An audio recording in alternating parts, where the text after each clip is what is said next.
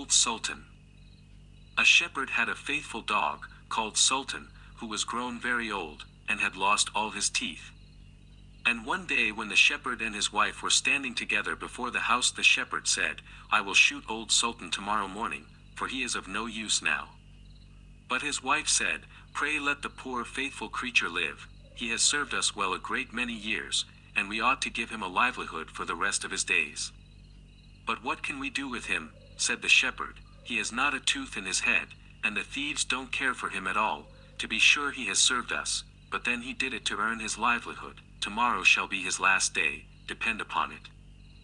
Poor Sultan, who was lying close by them, heard all that the shepherd and his wife said to one another, and was very much frightened to think tomorrow would be his last day. So in the evening he went to his good friend the wolf, who lived in the wood, and told him all his sorrows, and how his master meant to kill him in the morning. "Make yourself easy," said the wolf, "I will give you some good advice. Your master, you know, goes out every morning very early with his wife into the field, and they take their little child with them, and lay it down behind the hedge in the shade while they are at work. Now do you lie down close by the child, and pretend to be watching it, and I will come out of the wood and run away with it. You must run after me as fast as you can, and I will let it drop. Then you may carry it back, and they will think you have saved their child, and will be so thankful to you that they will take care of you as long as you live." The dog liked this plan very well, and accordingly so it was managed. The wolf ran with the child a little way. The shepherd and his wife screamed out, but Sultan soon overtook him, and carried the poor little thing back to his master and mistress. Then the shepherd patted him on the head, and said, "Old Sultan has saved our child from the wolf, and therefore he shall live and be well taken care of, and have plenty to eat. Wife, go home, and give him a good dinner, and let him have my old cushion to sleep on as long as he lives." So from this time forward Sultan had all that he could wish for. Soon afterwards the wolf came and wished him joy, and said, "Now, my good fellow, you must tell no tales, but turn your head the other way when I want to taste one of the old shepherd's fine fat sheep." "No," said the Sultan, "I will be true to my master." However, the wolf thought he was in joke, and came one night to get a dainty morsel. But Sultan had told his master what the wolf meant to do, so he laid wait for him behind the barn door, and when the wolf was busy looking out for a good fat sheep, he had a stout cudgel laid about his back, that combed his locks for him finely. Then the wolf was very angry, and called Sultan an old rogue, and swore he would have his revenge. So the next morning the wolf sent the boar to challenge Sultan to come into the wood to fight the matter. Now Sultan had nobody he could ask to be his second but the shepherd's old three-legged cat, so he took her with him, and as the poor thing limped along with some trouble, she stuck up her tail straight in the air. The wolf and the wild boar were first on the ground, and when they espied their enemies coming, and saw the cat's long tail standing straight in the air, they thought she was carrying a sword for Sultan to fight with, and every time she limped, they thought she was picking up a stone to throw at them, so they said they should not like this way of fighting, and the boar lay down behind a bush, and the wolf jumped up into a tree. Sultan and the cat soon came up, and looked about and wondered that no one was there. The boar, however, had not quite hidden himself, for his ears stuck out of the bush, and when he shook one of them a little, the cat, seeing something move, and thinking it was a mouse, sprang upon it, and bit and scratched it, so that the boar jumped up and grunted, and ran away, roaring out, "Look up in the tree, there sits the one who is to blame." So they looked up, and espied the wolf sitting amongst the branches, and they called him a cowardly rascal, and would not suffer him to come down till he was heartily ashamed of himself, and had promised to be good friends again with old Sultan. The straw, the coal, and the bean. In a village dwelt a poor old woman, who had gathered together a dish of beans and wanted to cook them. So she made a fire on her hearth, and that it might burn the quicker, she lighted it with a handful of straw. When she was emptying the beans into the pan, one dropped without her observing it, and lay on the ground beside a straw, and soon afterwards a burning coal from the fire leapt down to the two. Then the straw began and said, "Dear friends, from whence do you come here?" The coal replied, "I fortunately sprang out of the fire, and if I had not escaped by sheer force, my death would have been certain, I should have been burnt to ashes." The bean said, "I too have escaped with a whole skin, but if the old woman had got me into the pan, I should have been made into broth without any mercy, like my comrades. And would a better fate have fallen to my lot, said the straw. The old woman has destroyed all my brethren in fire and smoke. She seized 60 of them at once, and took their lives. I luckily slipped through her fingers. But what are we to do now, said the coal. I think, answered the bean, that as we have so fortunately escaped death, we should keep together like good companions, and lest a new mischance should overtake us here, we should go away together, and repair to a foreign country. The proposition pleased the two others, and they set out on their way together. Soon, however, they came to a little brook, and as there was no bridge or foot plank, they did not know how they were to get over it. The straw hit on a good idea, and said, I will lay myself straight across, and then you can walk over on me as on a bridge. The straw therefore stretched itself from one bank to the other, and the coal, who was of an impetuous disposition, tripped quite boldly onto the newly built bridge. But when she had reached the middle, and heard the water rushing beneath her, she was after all afraid, and stood still, and ventured no farther. The straw, however, began to burn, broke in 2 pieces, and fell into the stream. The coal slipped after her, hissed when she got into the water, and breathed her last. The bean, who had prudently stayed behind on the shore, could not but laugh at the event, was unable to stop, and laughed so heartily that she burst. It would have been all over with her, likewise, if, by good fortune, a tailor who was traveling in search of work, had not sat down to rest by the brook. As he had a compassionate heart, he pulled out his needle and thread, and sewed her together. The bean thanked him most prettily, but as the tailor used black thread, all beans since then have a black seam. Briar Rose. A king and queen once upon a time reigned in a country a great way off, where there were in those days fairies. Now this king and queen had plenty of money, and plenty of fine clothes to wear, and plenty of good things to eat and drink, and a coach to ride out in every day, but though they had been married many years they had no children, and this grieved them very much indeed. But one day as the queen was walking by the side of the river, at the bottom of the garden, she saw a poor little fish, that had thrown itself out of the water, and lay gasping and nearly dead on the bank. Then the queen took pity on the little fish, and threw it back again into the river, and before it swam away it lifted its head out of the water and said, I know what your wish is, and it shall be fulfilled. In return for your kindness to me, you will soon have a daughter. What the little fish had foretold soon came to pass, and the queen had a little girl, so very beautiful that the king could not cease looking on it for joy, and said he would hold a great feast and make merry, and show the child to all the land. So he asked his kinsmen, and nobles, and friends, and neighbors. But the queen said, I will have the fairies also, that they might be kind and good to our little daughter. Now there were 13 fairies in the kingdom, but as the king and queen had only 12 golden dishes for them to eat out of, they were forced to leave one of the fairies without asking her. So 12 fairies came, each with a high red cap on her head, and red shoes with high heels on her feet, and a long white wand in her hand, and after the feast was over they gathered round in a ring and gave all their best gifts to the little princess. One gave her goodness, another beauty, another riches, and so on till she had all that was good in the world.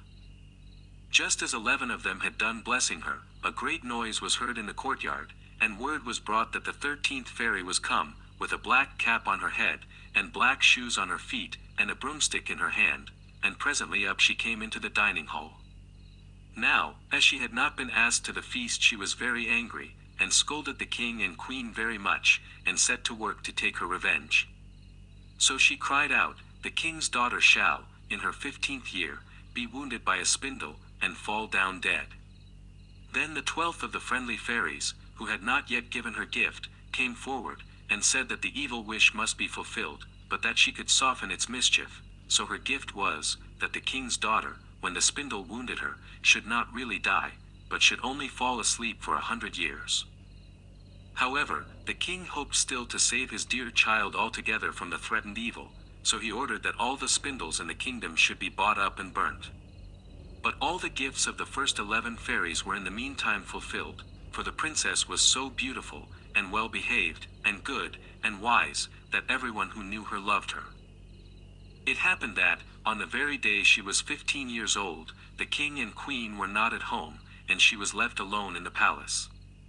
So she roved about by herself, and looked at all the rooms and chambers, till at last she came to an old tower, to which there was a narrow staircase ending with a little door. In the door there was a golden key, and when she turned it the door sprang open, and there sat an old lady spinning away very busily. "Why, how now, good mother," said the princess, "what are you doing there?" "Spinning," said the old lady, and nodded her head, humming a tune, while buzz went the wheel. "How prettily that little thing turns round," said the princess, and took the spindle and began to try and spin. But scarcely had she touched it, before the fairy's prophecy was fulfilled, the spindle wounded her, and she fell down lifeless on the ground. However, she was not dead, but had only fallen into a deep sleep, and the king and the queen, who had just come home, and all their court, fell asleep too, and the horses slept in the stables, and the dogs in the court, the pigeons on the housetop, and the very flies slept upon the walls. Even the fire on the hearth left off blazing, and went to sleep, the jack stopped, and the spit that was turning about with a goose upon it for the king's dinner stood still, and the cook, who was at that moment pulling the kitchen boy by the hair to give him a box on the ear for something he had done amiss, let him go, and both fell asleep. The butler, who was slyly tasting the ale, fell asleep with the jug at his lips, and thus everything stood still, and slept soundly. A large hedge of thorns soon grew round the palace, and every year it became higher and thicker, till at last the old palace was surrounded and hidden, so that not even the roof or the chimneys could be seen. But there went a report through all the land of the beautiful sleeping Briar Rose, for so the king's daughter was called, so that, from time to time, several king's sons came, and tried to break through the thicket into the palace. This, however, none of them could ever do, for the thorns and bushes laid hold of them, as it were with hands, and there they stuck fast, and died wretchedly. After many, many years there came a king's son into that land, and an old man told him the story of the thicket of thorns, and how a beautiful palace stood behind it, and how a wonderful princess, called Briar Rose, lay in it asleep, with all her court. He told, too, how he had heard from his grandfather that many, many princes had come, and had tried to break through the thicket, but that they had all stuck fast in it, and died. Then the young prince said, "All this shall not frighten me, I will go and see this Briar Rose." The old man tried to hinder him, but he was bent upon going. Now that very day the 100 years were ended, and as the prince came to the thicket he saw nothing but beautiful flowering shrubs, through which he went with ease, and they shut in after him as thick as ever. Then he came at last to the palace, and there in the court lay the dogs asleep, and the horses were standing in the stables, and on the roof sat the pigeons fast asleep, with their heads under their wings. And when he came into the palace, the flies were sleeping on the walls, the spit was standing still, the butler had the jug of ale at his lips, going to drink a draught, the maid sat with a fowl in her lap ready to be plucked, and the cook in the kitchen was still holding up her hand, as if she was going to beat the boy. Then he went on still farther, and all was so still that he could hear every breath he drew, till at last he came to the old tower, and opened the door of the little room in which Briar Rose was, and there she lay, fast asleep on a couch by the window. She looked so beautiful that he could not take his eyes off her, so he stooped down and gave her a kiss. But the moment he kissed her she opened her eyes and awoke, and smiled upon him, and they went out together, and soon the king and queen also awoke, and all the court, and gazed on each other with great wonder. And the horses shook themselves, and the dogs jumped up and barked, the pigeons took their heads from under their wings, and looked about and flew into the fields, the flies on the walls buzzed again, the fire in the kitchen blazed up, round went the jack, and round went the spit, with the goose for the king's dinner upon it, the butler finished his draught of ale, the maid went on plucking the fowl, and the cook gave the boy the box on his ear. And then the prince and Briar Rose were married, and the wedding feast was given, and they lived happily together all their lives long.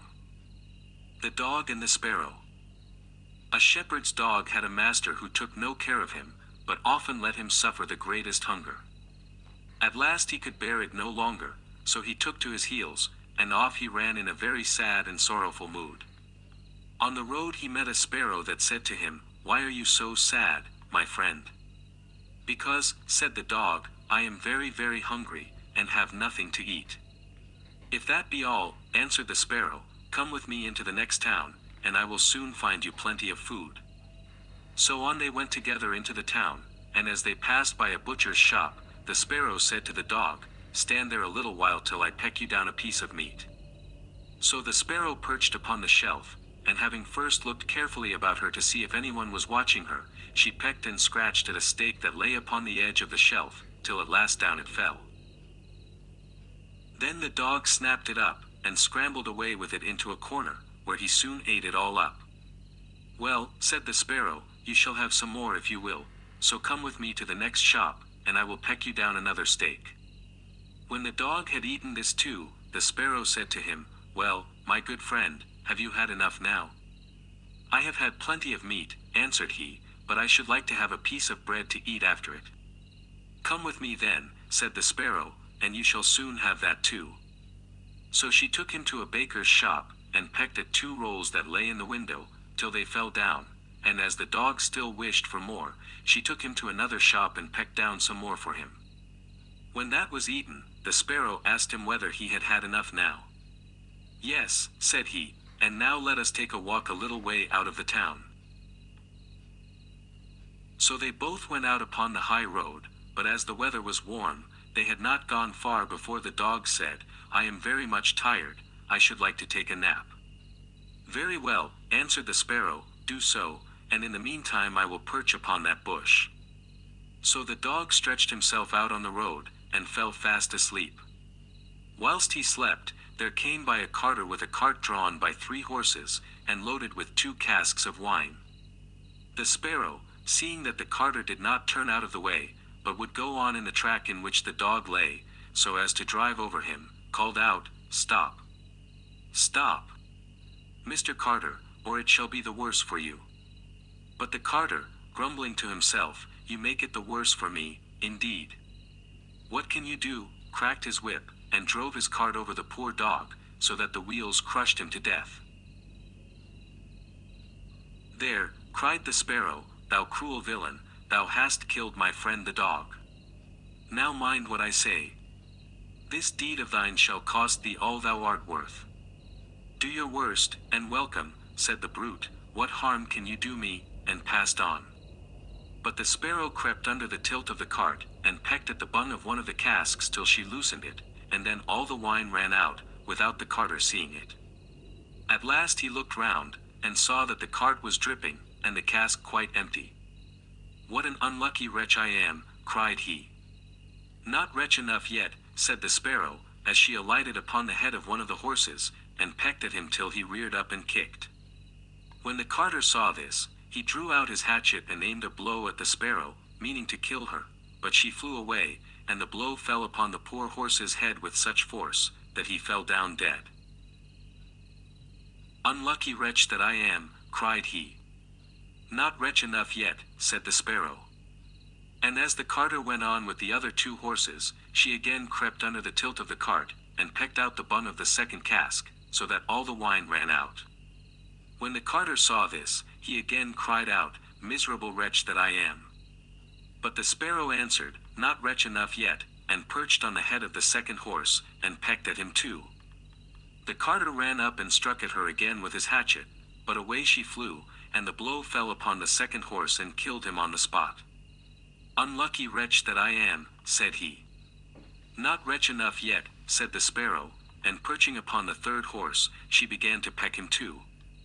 The carter was mad with fury, and without looking about him, or caring what he was about, struck again at the sparrow, but killed his third horse as he done the other 2. "Alas! Miserable wretch that I am," cried he. "Not wretch enough yet," answered the sparrow as she flew away, "now will I plague and punish thee at thy own house." The carter was forced at last to leave his cart behind him, and to go home overflowing with rage and vexation. "Alas," said he to his wife, "what ill luck has befallen me, my wine is all spilt, and my horses all 3 dead. Alas!" "Husband," replied she, "and a wicked bird has come into the house, and has brought with her all the birds in the world, I am sure, and they have fallen upon our corn in the loft, and are eating it up at such a rate." Away ran the husband upstairs, and saw thousands of birds sitting upon the floor eating up his corn, with the sparrow in the midst of them. "Unlucky wretch that I am," cried the carter, for he saw that the corn was almost all gone. "Not wretch enough yet," said the sparrow, "thy cruelty shall cost thee thy life yet," and away she flew. The carter, seeing that he had thus lost all that he had, went down into his kitchen, and was still not sorry for what he had done, but sat himself angrily and sulkily in the chimney corner. But the sparrow sat on the outside of the window, and cried, "Carter, thy cruelty shall cost thee thy life." With that he jumped up in a rage, seized his hatchet, and threw it at the sparrow, but it missed her, and only broke the window. The sparrow now hopped in, perched upon the window seat, and cried, "Carter, it shall cost thee thy life." Then he became mad and blind with rage, and struck the window seat with such force that he cleft it in two, and as the sparrow flew from place to place, the carter and his wife were so furious, that they broke all their furniture, glasses, chairs, benches, the table, and at last the walls, without touching the bird at all. In the end, however, they caught her, and the wife said, "Shall I kill her at once?" "No," cried he, "that is letting her off too easily. She shall die a much more cruel death. I will eat her."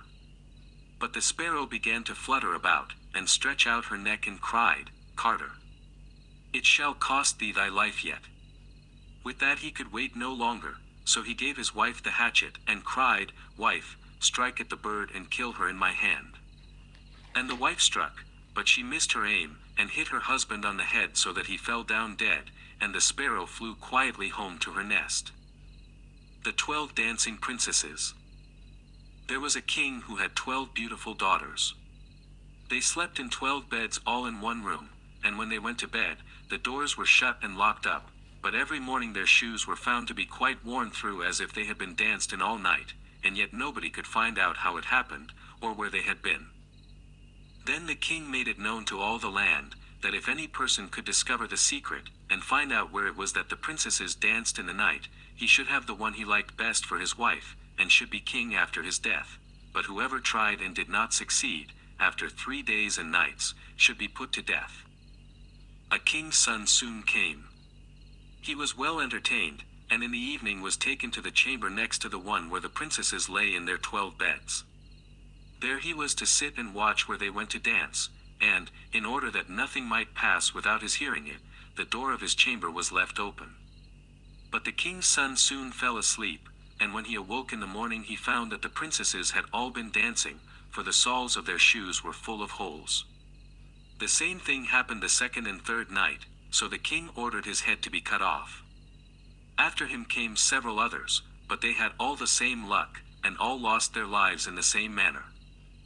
Now it chanced that an old soldier, who had been wounded in battle and could fight no longer, passed through the country where this king reigned, and as he was traveling through a wood, he met an old woman, who asked him where he was going. "I hardly know where I am going, or what I had better do," said the soldier, "but I think I should like very well to find out where it is that the princesses dance, and then in time I might be a king." "Well," said the old dame, "that is no very hard task. Only take care not to drink any of the wine which one of the princesses will bring to you in the evening, and as soon as she leaves you pretend to be fast asleep." Then she gave him a cloak, and said, "As soon as you put that on you will become invisible, and you will then be able to follow the princesses wherever they go." When the soldier heard all this good counsel, he determined to try his luck, so he went to the king, and said he was willing to undertake the task. He was as well received as the others had been, and the king ordered fine royal robes to be given him, and when the evening came he was led to the outer chamber. Just as he was going to lie down, the eldest of the princesses brought him a cup of wine, but the soldier threw it all away secretly, taking care not to drink a drop. Then he laid himself down on his bed, and in a little while began to snore very loud as if he was fast asleep. When the 12 princesses heard this they laughed heartily, and the eldest said, "This fellow too might have done a wiser thing than lose his life in this way." Then they rose up and opened their drawers and boxes, and took out all their fine clothes, and dressed themselves at the glass, and skipped about as if they were eager to begin dancing. But the youngest said, "I don't know how it is, while you are so happy I feel very uneasy. I am sure some mischance will befall us." "You simpleton," said the eldest, "you are always afraid. Have you forgotten how many kings' sons have already watched in vain? And as for this soldier, even if I had not given him his sleeping draught, he would have slept soundly enough." When they were all ready, they went and looked at the soldier, but he snored on, and did not stir hand or foot, so they thought they were quite safe, and the eldest went up to her own bed and clapped her hands, and the bed sank into the floor and a trapdoor flew open. The soldier saw them going down through the trapdoor one after another, the eldest leading the way, and thinking he had no time to lose, he jumped up, put on the cloak which the old woman had given him, and followed them, but in the middle of the stairs he trod on the gown of the youngest princess, and she cried out to her sisters, "All is not right, someone took hold of my gown." "You silly creature," said the eldest, "it is nothing but a nail in the wall." Then down they all went, and at the bottom they found themselves in a most delightful grove of trees, and the leaves were all of silver, and glittered and sparkled beautifully. The soldier wished to take away some token of the place, so he broke off a little branch, and there came a loud noise from the tree. Then the youngest daughter said again, "I am sure all is not right, did not you hear that noise? That never happened before." But the eldest said, "It is only our princes, who are shouting for joy at our approach." Then they came to another grove of trees, where all the leaves were of gold, and afterwards to a third, where the leaves were all glittering diamonds. And the soldier broke a branch from each, and every time there was a loud noise, which made the youngest sister tremble with fear, but the eldest still said, it was only the princes, who were crying for joy. So they went on till they came to a great lake, and at the side of the lake there lay 12 little boats with 12 handsome princes in them, who seemed to be waiting there for the princesses. One of the princesses went into each boat, and the soldier stepped into the same boat with the youngest. As they were rowing over the lake, the prince who was in the boat with the youngest princess and the soldier said, "I do not know why it is, but though I am rowing with all my might we do not get on so fast as usual, and I am quite tired. The boat seems very heavy today." "It is only the heat of the weather," said the princess, "I feel it very warm too." On the other side of the lake stood a fine illuminated castle, from which came the merry music of horns and trumpets. There they all landed, and went into the castle, and each prince danced with his princess, and the soldier, who was all the time invisible, danced with them too, and when any of the princesses had a cup of wine set by her, he drank it all up, so that when she put the cup to her mouth it was empty. At this, too, the youngest sister was terribly frightened, but the eldest always silenced her. They danced on till 3 o'clock in the morning, and then all their shoes were worn out, so that they were obliged to leave off. The princes rowed them back again over the lake, but this time the soldier placed himself in the boat with the eldest princess, and on the opposite shore they took leave of each other, the princesses promising to come again the next night. When they came to the stairs, the soldier ran on before the princesses, and laid himself down, and as the 12 sisters slowly came up very much tired, they heard him snoring in his bed, so they said, "Now all is quite safe." Then they undressed themselves, put away their fine clothes, pulled off their shoes, and went to bed. In the morning the soldier said nothing about what had happened, but determined to see more of this strange adventure, and went again the second and third night, and everything happened just as before. The princesses danced each time till their shoes were worn to pieces, and then returned home. However, on the third night the soldier carried away one of the golden cups as a token of where he had been. As soon as the time came when he was to declare the secret, he was taken before the king with the 3 branches and the golden cup, and the 12 princesses stood listening behind the door to hear what he would say. And when the king asked him, "Where do my 12 daughters dance at night?" he answered, "With 12 princes in a castle underground." And then he told the king all that had happened, and showed him the 3 branches and the golden cup which he had brought with him. Then the king called for the princesses, and asked them whether what the soldier said was true, and when they saw that they were discovered, and that it was of no use to deny what had happened, they confessed it all. And the king asked the soldier which of them he would choose for his wife, and he answered, I am not very young, so I will have the eldest." And they were married that very day, and the soldier was chosen to be the king's heir. The fisherman and his wife. There was once a fisherman who lived with his wife in a pigsty, close by the seaside. The fisherman used to go out all day long a-fishing, and one day, as he sat on the shore with his rod, looking at the sparkling waves and watching his line, all on a sudden his float was dragged away deep into the water, and in drawing it up he pulled out a great fish. But the fish said, "Pray let me live. I am not a real fish, I am an enchanted prince, put me in the water again, and let me go." "Oh, ho," said the man, "you need not make so many words about the matter. I will have nothing to do with a fish that can talk, so swim away, sir, as soon as you please." Then he put him back into the water, and the fish darted straight down to the bottom, and left a long streak of blood behind him on the wave. When the fisherman went home to his wife in the pigsty, he told her how he had caught a great fish, and how it had told him it was an enchanted prince, and how, on hearing it speak, he had let it go again. "Did not you ask it for anything?" said the wife. "We live very wretchedly here, in this nasty dirty pigsty. Do go back and tell the fish we want a snug little cottage." The fisherman did not much like the business. However, he went to the seashore, and when he came back there the water looked all yellow and green.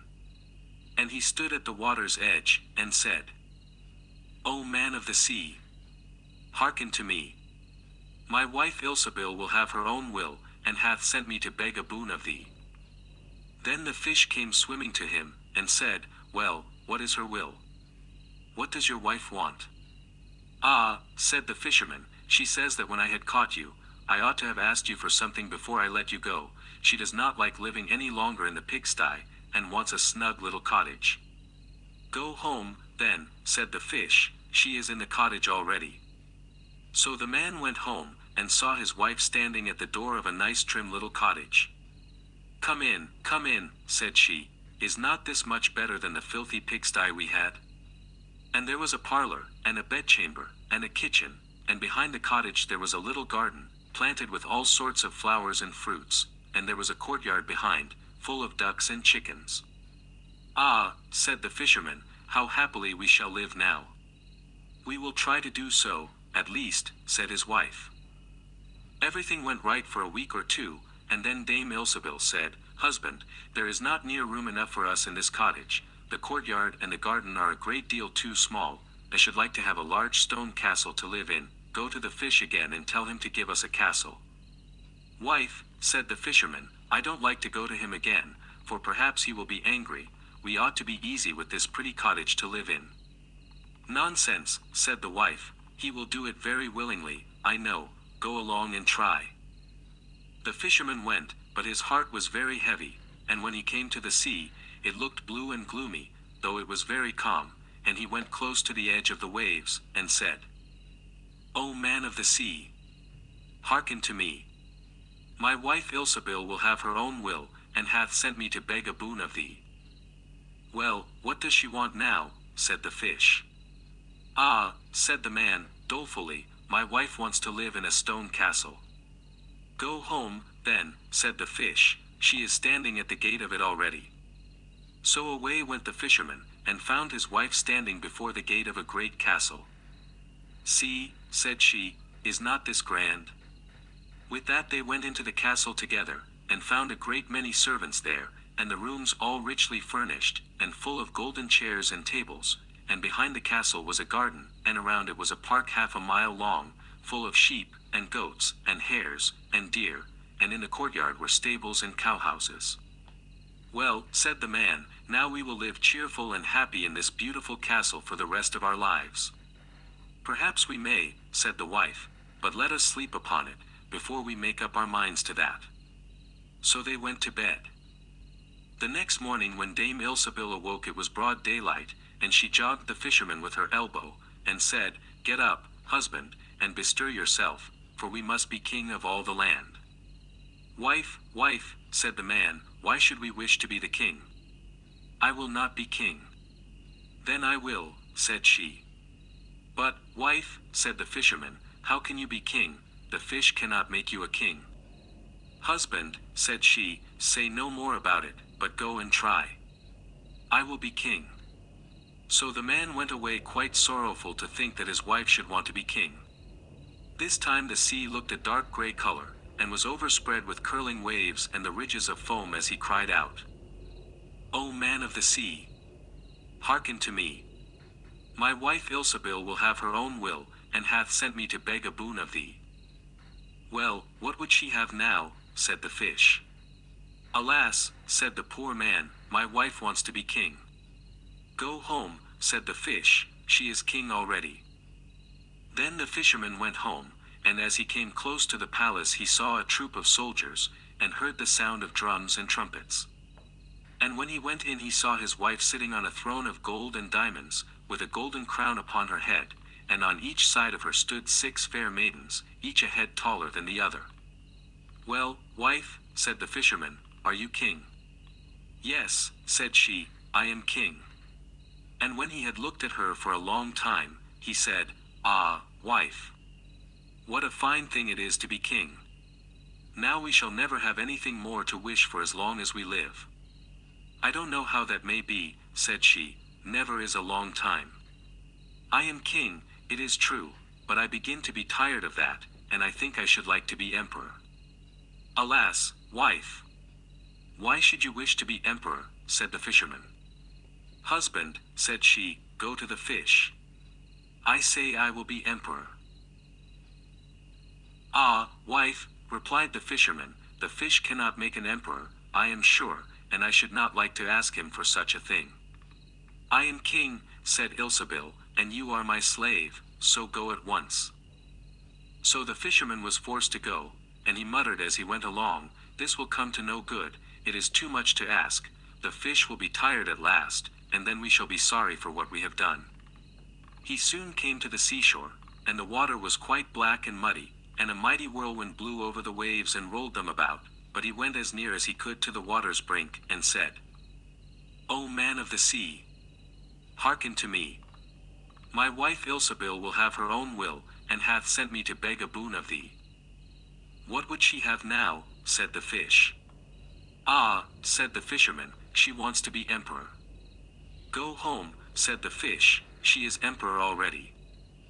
So he went home again, and as he came near he saw his wife Ilsebil sitting on a very lofty throne made of solid gold, with a great crown on her head full 2 yards high, and on each side of her stood her guards and attendants in a row, each one smaller than the other, from the tallest giant down to a little dwarf no bigger than my finger. And before her stood princes, and dukes, and earls, and the fisherman went up to her and said, "Wife, are you emperor?" "Yes," said she, "I am emperor." "Ah," said the man, as he gazed upon her, "what a fine thing it is to be emperor." "Husband," said she, "why should we stop at being emperor?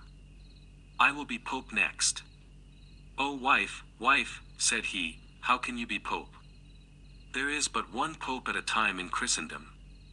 "Husband," said she, "I will be pope this very day." "But," replied the husband, "the fish cannot make you pope." "What nonsense," said she, "if he can make an emperor, he can make a pope, go and try him." So the fisherman went. But when he came to the shore the wind was raging and the sea was tossed up and down in boiling waves, and the ships were in trouble, and rolled fearfully upon the tops of the billows. In the middle of the heavens there was a little piece of blue sky, but towards the south all was red, as if a dreadful storm was rising. At this sight the fisherman was dreadfully frightened, and he trembled so that his knees knocked together, but still he went down near to the shore, and said, "O man of the sea! Hearken to me. My wife Ilsebil will have her own will, and hath sent me to beg a boon of thee." "What does she want now?" said the fish. "Ah," said the fisherman, "my wife wants to be pope." "Go home," said the fish, "she is pope already." Then the fisherman went home, and found Ilsebil sitting on a throne that was 2 miles high. And she had 3 great crowns on her head, and around her stood all the pomp and power of the church. And on each side of her were 2 rows of burning lights, of all sizes, the greatest as large as the highest and biggest tower in the world, and the least no larger than a small rushlight. "Wife," said the fisherman, as he looked at all this greatness, "are you pope?" Yes, said she, I am Pope. Well, wife, replied he, it is a grand thing to be Pope, and now you must be easy, for you can be nothing greater. I will think about that, said the wife. Then they went to bed, but Dame Ilsebil could not sleep all night for thinking what she should be next. At last, as she was dropping asleep, morning broke, and the sun rose. Ha, thought she, as she woke up and looked at it through the window, after all I cannot prevent the sun rising. At this thought she was very angry, and wakened her husband, and said, Husband, go to the fish and tell him I must be lord of the sun and moon. The fisherman was half asleep, but the thought frightened him so much that he started and fell out of bed. Alas, wife, said he, cannot you be easy with being Pope? No, said she, I am very uneasy as long as the sun and moon rise without my leave. Go to the fish at once. Then the man went shivering with fear, and as he was going down to the shore a dreadful storm arose, so that the trees and the very rocks shook. And all the heavens became black with stormy clouds, and the lightnings played, and the thunders rolled, and you might have seen in the sea great black waves, swelling up like mountains with crowns of white foam upon their heads. And the fisherman crept towards the sea, and cried out, as well as he could, O man of the sea! Hearken to me. My wife Ilsebil will have her own will, and hath sent me to beg a boon of thee. What does she want now? Said the fish. Ah, said he, she wants to be lord of the sun and moon. Go home, said the fish, to your pigsty again. And there they live to this very day.